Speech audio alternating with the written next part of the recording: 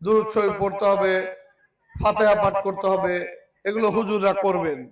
আমাদের লক্ষ্য হচ্ছে আমাদের দেশনেত্রী বেগম খালেদা জিয়ার রোগ মুক্তি কামনা।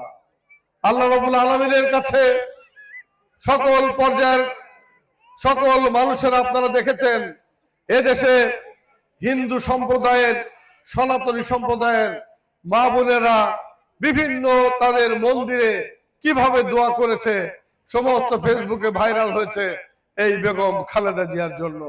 তার মানে বাংলাদেশের একটি, যদি আমরা সরল রেখা টেনে বলি, এই সরল রেখায় কে দাঁড়িয়ে আছে সকলেই বলবে এক কথায়, সে হচ্ছে আমাদের নেত্রী বেগম খালেদা জিয়া, যার সাথে এই দেশের বর্তমান রাজনীতির প্রেক্ষাপটে কারোর কোনো তুলনা চলতে পারে না।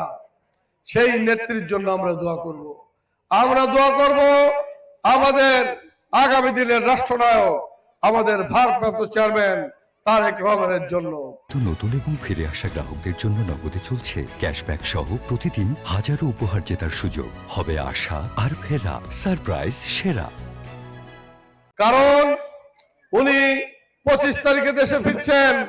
এই 25 তারিখে ইনশাল্লাহ বাংলাদেশের লক্ষ কোটি জনতা তাকে বরণ করে নেবার জন্য অপেক্ষা করছে। আল্লাহ যেন তাকে সুস্থভাবে বাংলাদেশে ফিরিয়ে আনেন। দোয়া করব সেই শহীদ শরীফ উসমান হাদির জন্য, যে অকাতরে জীবন বিলিয়ে দেওয়ার জন্য জুলাই মাসের 36 জুলাই আন্দোলনে অন্যতম শরীক হয়েছিল। সেদিন আল্লাহ রাব্বুল আলামিন সেই পর্যন্ত তার হাত রেখেছিলেন, কিন্তু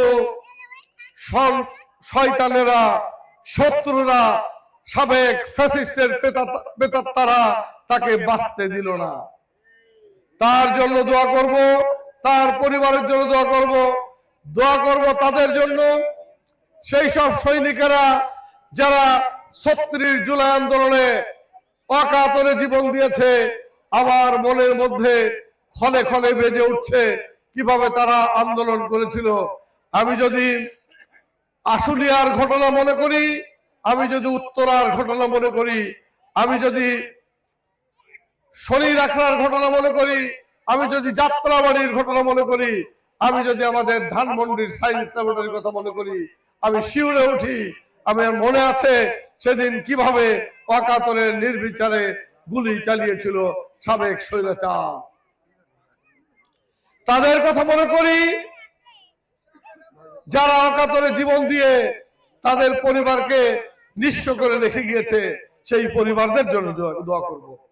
আসেন আমরা 2026 সালের 12ই ফেব্রুয়ারির নির্বাচন যাতে সুষ্ঠু স্বাভাবিক হয় সে ব্যাপারে সতর্ক থাকি, এবং আমরা সকলেই ঐক্যবদ্ধভাবে আমাদের যে ওয়াদা, সেই ওয়াদা পালনের উদ্দেশ্যে সকলেই একসাথে ঝাঁপিয়ে পড়ি।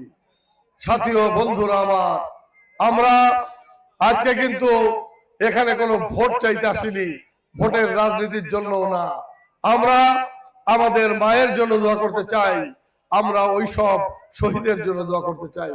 আমরা সব কিছু ভুলে আমরা আল্লাহর কাছে কায় মনোবককেই দোয়া করি, রব্বুল আলামিন যেন আমাদের দেশমাতা বেগম খালেদা জিয়াকে আমাদের মাঝে ফিরিয়ে দেন, এবং ওই সব শহীদ যারা ইতিমধ্যে শহীদ হয়েছে তাদের আত্মার মাগফিরাত কামনা করি, এবং তাদের পরিবারের জন্য দোয়া করি আল্লাহ যেন তাদেরকে ধৈর্য ধারার তৌফিক দান করেন।